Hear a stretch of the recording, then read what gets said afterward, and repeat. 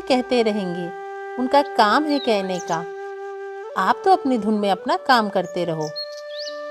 आज के इस दौर में वैसे भी कोई ढंग की सलाह देता नहीं, तो फिर किसी की सुनने से होगा भी क्या?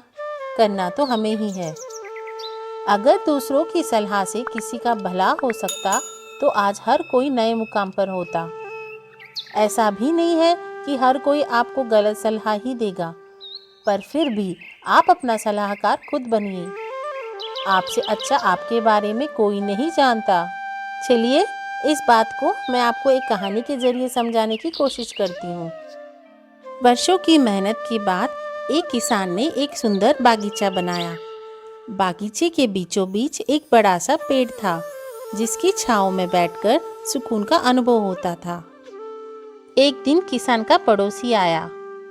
बागीचा देखते ही उसने कहा, वाह, बागीचा तो बहुत सुंदर है, पर तुमने बीच में ये मनहूस पेड़ क्यों लगा रखा है?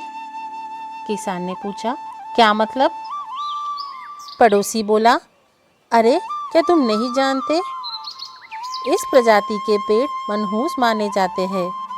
ये जहाँ होते हैं वहाँ अपने साथ दुर्भाग्य लाते हैं। इस पेड़ को जल्दी से जल्दी यहाँ से हटाओ। यह बोलकर पड़ोसी तो चला गया, पर किसान परेशान हो गया। उसे डर लगने लगा कि कहीं इस पेड़ की वजह से उसके साथ कुछ अशुभ ना हो जाए। अगले ही दिन उसने वो पेड़ काट डाला। पेड़ बड़ा था, उसकी कटी लकड़ियाँ पूरे बागीचे में जहाँ तहाँ इकट्ठा हो गई। अगले दिन फिर वही पड़ोसी आया और बोला, ओहो, इतने सुंदर बागीचे में ये बेकार की लकड़ियाँ क्यों इकट्ठा कर रखी है? ऐसा करो, इन्हें मेरे खेत में रखवा दो। लकड़ियाँ रखवा दी गई। किसान ने पड़ोसी की बातों में आकर पेड़ तो कटवा दिया, पर अब उसे एहसास होने लगा कि पड़ोसी ने लकड़ियों की लालच में आकर उससे ऐसे करवाया।